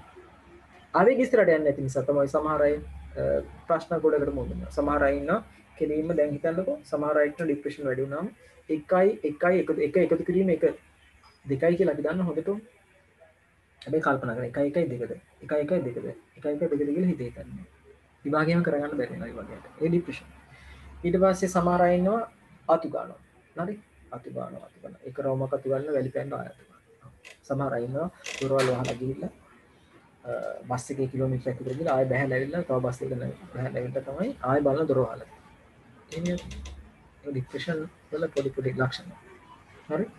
ඊළඟට නිතරම මැරෙන්න හිතෙනවා. කියන්නේ යා නිතරම ඔබ්සෙෂන් ඔෆ් ඩෙත් එක ගැන මට මැරෙන්න තියෙනවා. මම මැරෙනවා හොඳයි. මේ වගේ ලක්ෂණ තියෙනවා ගන්නවා. මේ ලක්ෂණ එහෙම නැත්නම් අධික ලෙස නිින්ද යනවා. මේ වගේ තියෙනවා එහෙම නැත්නම් නිින්ද යන්නේ නැත්නම් මොනවාද මේවා සති දෙකකට වඩා තියෙනවා නම් ඒක ඇවිල්ලා ડિප්‍රෙෂන්. ඒ වගේ මිනිස්සු නිකන් ඉන්න දෙන්න හොඳ නැහැ. ටක් ගාලා බීත් ගන්න එක්ක යන්න ඕන. හරි? හරි. එතකොට දැන් මෙතෙන්ට ආපුවෙන් පස්සේ අපිට පේනවා හරිද? අපිට පේනවා මේ ශ්‍රාවය වුණු නොරැඩ්‍රනලින් ආපහු ගිහිල්ලා මෙතනම තියෙන්නේ නැහැ නේ. එන හැමදාම උත්තේජන වෙලා තියෙන්නේ. අර නිකන් සමහර වාහනවල හෝන් ගහපුවම හෝන් එක වැඩිගෙන තියෙන්නේ. කොළඹින් හෝන් එක ගන්න එබිලා හිර වුණාම පොළොන්නරුවට යනකම් හෝන් එක වැඩිගෙන යන වෙලාවල් තියෙනවා. ඒ මොකද මේක හිර වෙලා. එහෙම වෙන්නේ නැහැ නියුරෝට්‍රාන්ස්මිටර්. ඇක්ෂන් එක දුන්නා ගැලවුණා ගියා. ඒ කියන්නේ පර්මනන්ට් බයින්ඩ් වෙන්නේ නැහැ. හරි? ඇක්ෂන් එක දුන්නා ඕන ඇක්ෂන් එක දුන්නා ටක් ගාලා ගියා. ඔන්න පණිවිඩ දෙන අපි ගියා. හරි? ඊට පස්සේ මොකද වෙන්නේ? එයාට මේ උපාගමයේ තුල ඉන්න දෙන්නේ නැහැ.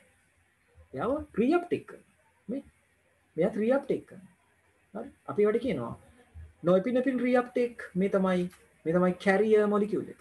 මේ කොළ පාට මේ නිල් පාට තියෙන කැරියර් මොලිකියුල් මේක ප්‍රෝටීන් එක. මේ ප්‍රෝටීන් එක මගින් මෙතන තියෙන නොරැඩ්‍රනලින් රීඅප්ටේක් කරනවා. ඇතුළට ගන්නවා වරින් කියලා. හරි? ඇතුළට ගන්නවා. ඊට පස්සේ මෙතනින් 5HD මෙතනින් ඇතුළට ගන්නවා මෙහෙම වරින් කියලා ගන්නවා. ඇතුළට ගන්නවා. ඒතර ඒ ගන්නේ කවුද? 5HD රීඅප්ටේක්. එහෙම නැත්නම් අපි කියනවට කැරියර් මොලිකියුල්ස්. හරි? ඒක කියන්නේ bioactive non membrane bound carrier or transporters. හරි. කාට හරි ડિප්‍රෙෂන් වෙලා ගියාම ડોක්ටර් බලලා මෙයාට තියෙන ડિප්‍රෙෂන්. මං එහෙනම් මෙයාට බේතක් දෙන්න ඕනේ. බේත දෙන්න ඕනේ. මේ උපාගමයේ තුල තියෙන නොරැඩ්‍රනලින් ප්‍රමාණය සහ සෙරොටොනින් ප්‍රමාණය වැඩි කිරීමේ බේත. මං දෙන්න ඕනේ මෙයාට උපාගමයේ තුල තියෙන නොරැඩ්‍රනලින් නිසා සෙරොටොනින් වැඩි කිරීමේ බේතක් තමයි මං දෙන්න ඕනේ. කියලා ඔන්න ડોක්ටර් බේතක් දෙනවා. ડોක්ටර් සජෙස් කරනවා නම් ડોක්ටර් සාමාන්‍යයෙන් තීරණය කරන මම මෙයාට දෙනවා නොරැඩ්‍රනලිනුයි සෙරොටොනිනුයි දෙකම රීඅප්ටේක් එක බ්ලොක් කරන බෙහෙතක් කියලා දෙනවා. උදාහරණ ඇමිටිප්‍රිලින්. උදාහරණ ඉමිප්‍රමින්. ඉමිප්‍රමින් ඇමිටිප්‍රිලින් බිව්වහම හරි මතක තියාගන්න මෙයාත් බ්ලොක් වෙනවා.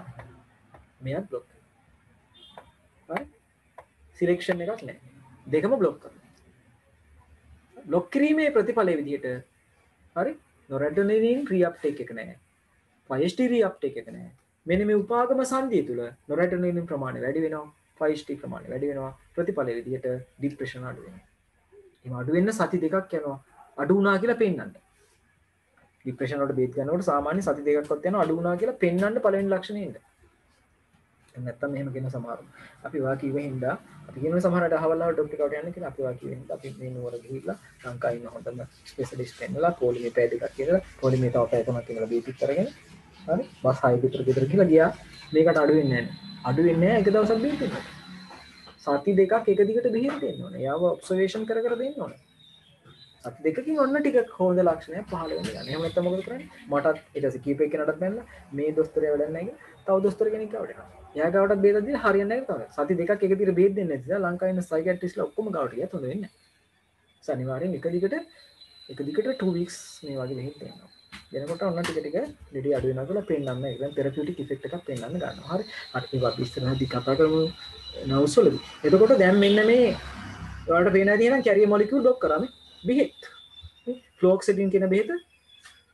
හරි. ඊට පස්සේ මෙතන ඉන්න මේ වගේ බෙහෙත්. හරි මේවා ආයේ ෆැමිලි ඒවා නෙමෙයි අතරම මේවා කපලා දාලා වෙන වලින් නෝ හොඳයි නේද? තවමත් කමක් නැහැ. මතක තියාගන්න මෙන්න මේක ඔයාලා මාක් කරගන්න. ඔයාලා පොඩි කට් සොටහනක් දාලා මම මේ අඳිනක මේ දෙන්නම බ්ලොක් කරන බෙහෙතක් පුතේ අපි දැනගන්න. මේ දෙන්නම බ්ලොක් කරන බෙහෙත් වලට අපි කියන්නේ පුතේ ට්‍රයිසයික්ලික් ඇන්ටි ડિප්‍රෙෂන් කියලා. හරි මේ දෙන්නම බ්ලොක් කරන බෙහෙත් වලට අපි කියන්නේ ට්‍රයිසයික්ලික් ඇන්ටි ડિප්‍රෙෂන්. මම ඒක තියෙන ෆොටෝ එකක් ඩවුන්ලෝඩ් කරන්න බැලුවා මට සෙට් උනේ නැහැ මම ඒකයි මේක දැම්මේ ට්‍රයිසයික්ලික් ඇන්ටි ડિප්‍රෙෂන්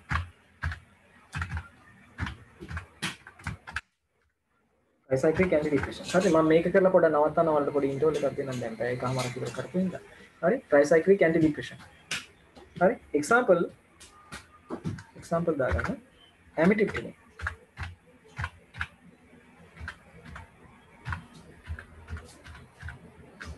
හරිද පුතේ ඇමිටිප්ටිනින් ගත්තාම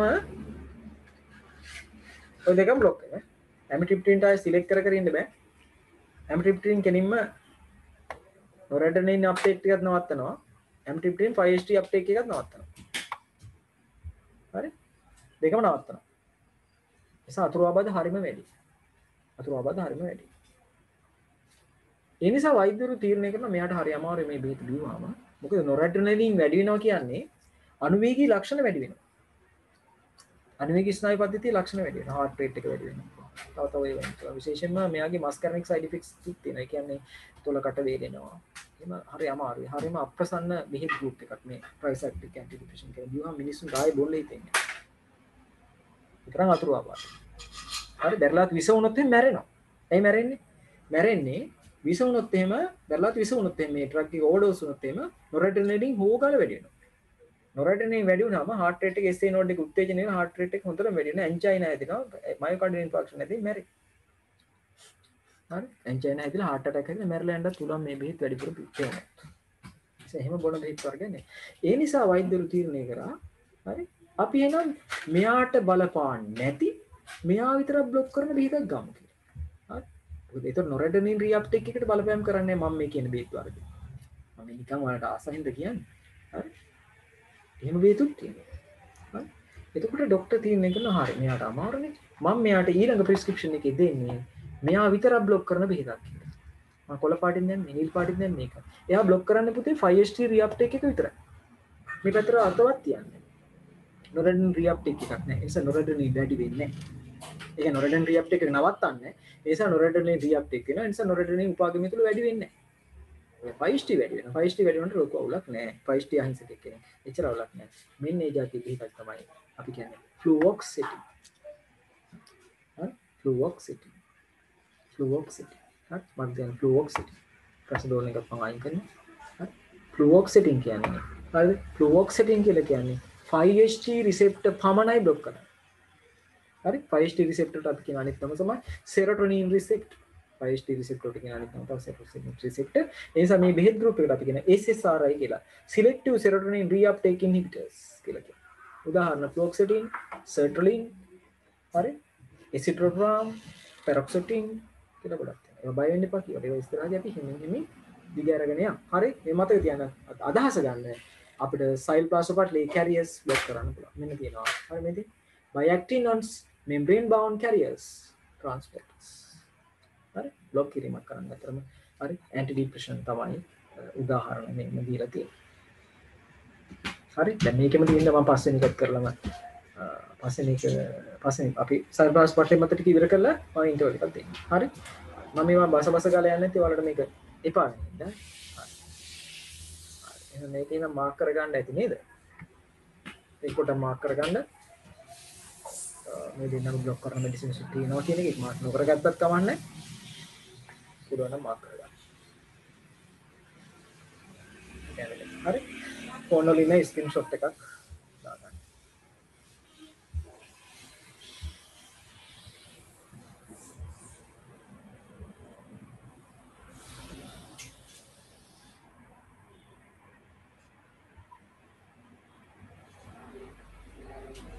හරි අපි ඊළඟට යමු පුතේ මම ඒක ඉවර කරලා ඉන්නවා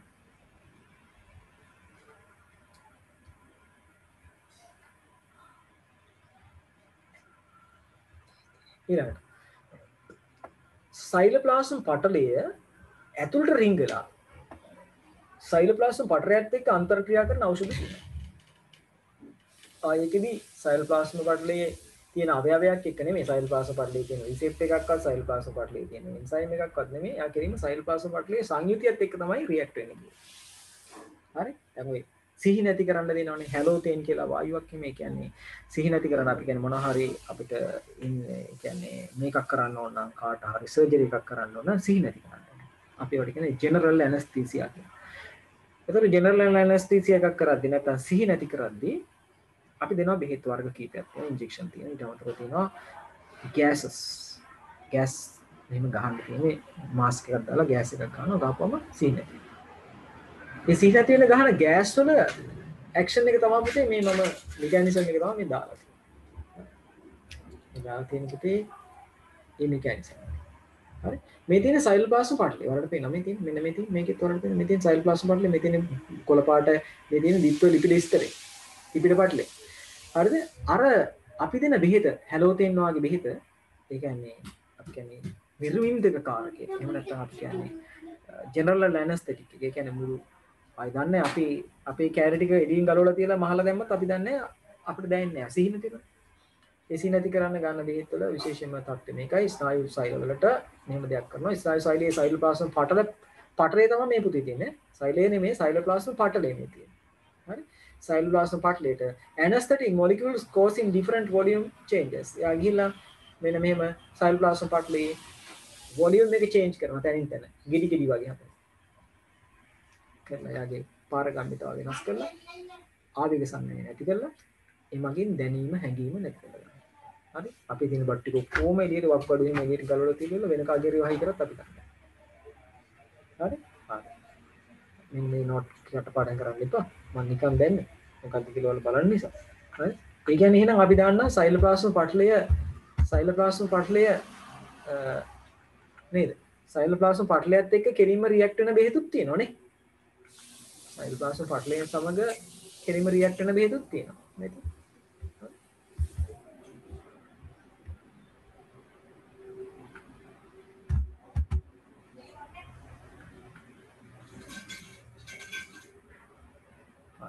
ඉතින් ඒක නෝට් එක කියවෙන එකක් තමක් නැහැ. අපි දෙන බෙහෙත සෛල ප්ලාස්ම පටලයට ගිහිල්ලා ප්ලාස්ම පටලයේ තියෙන ද්‍රව්‍ය සමග රියැක්ට් වෙනවා. ඒකයි කියලා තියෙන්නේ by physico chemical interactions with constituents of the cell membrane. හරි? අන්න පුතේ නේද? අපි දලා අදහසක් ගන්න බලමු මේකේ. Changes in bilayer thicknesses, critical volume hypothesis කියලා මේ සංකල්පයට කියන්නේ ඒවා පාඩම් කරන්න එපා. අපි අහන්නේ. හැබැයි වල නිකන් මෙහෙම අහලා වචනේ අහලා තියන්න. හරි? Lipid bilayer expansion hypothesis. ඒ කියන්නේ පොස්පොලිපිඩ පටලය පුම්බනවා. මේ දෙන බෙහෙත් වලින්. Bulky and hydrophobic anesthetic molecules accumulate inside the hydrophobic or lipophilic regions of neuronal lipid membrane, causing its distortion and expansion due to volume displacement. Accumulation of anesthetic causes volume of the hydrophobic region of the expand beyond some critical volume, sufficient to reversibly alter functions of membranes, ion channels, thus providing anesthetic effect. ඒක පාඩම් කරන්න එපා. හරි ඊළඟ සතියේ class එකේ නිකුත් නේ. පාඩම් කරන්න එපා. ඕන්නේ මතක තියාගන්න. සමහර බෙහෙත් සෛල ප්ලාස්ම පටලයත් එක්ක ඩිරෙක්ට් රියැක්ට් වෙනවා කියන එක මතක තියාගන්න. ඇති උදාහරණ ජෙනරල් ඇනස්තෙටික් නැත්නම් ඇනස්තෙටික්. හරි. අපි එක්සැම්පල් දාගමු. එක්සැම්පල් එකක් දාගමු. ජෙනරල් ඇනස්තෙටික් කියලා කියනවා. හරිද පුතේ?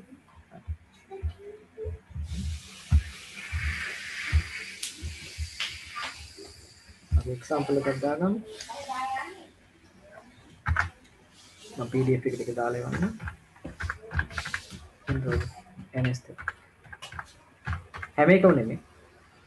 සමහර ජෙනරල් ඇනස්තෙටික්. සමහර ඒවා. හරි. ඒතර අපි දැන් ඉන්න මෙතෙන් දෙක සමාලෝචනය කරලා තියෙන කරපු එක සෙල් ප්ලාස්ම පටලේ රිසෙප්ටර් මත එන්සයිම මත channel මත සෙල් ප්ලාස්ම පටලේ සමග ඒදී ඇක්ෂන් ගණනාවක් අපි සාකච්ඡා කරා. හරි. එහෙනම් අපිට තියෙන දෙවෙනි වර්ගය හරි ඊට පස්සේ තුන්වෙනි වර්ගය තුනක් තියෙනවා ඊට පස්සේ මේ ටියුට් එක ගන්න යනවා දෙකටම මේක මම ඉවර කරන්න ඕනේ. හරි හරි ඒ නිසා ඔයාලා එන ඉන්ටර්වල් එක ගන්න ඔයාලා 12:35ට ලොග් වෙන්න 12:35ට ලොග් වෙන්න ලීව් වෙලා ගිහලා 12:35ට ලොග් වෙන්න 12:35ට මම හරියටම ස්ටාර්ට් කරනවා 12:35ට ලොග් වෙන්න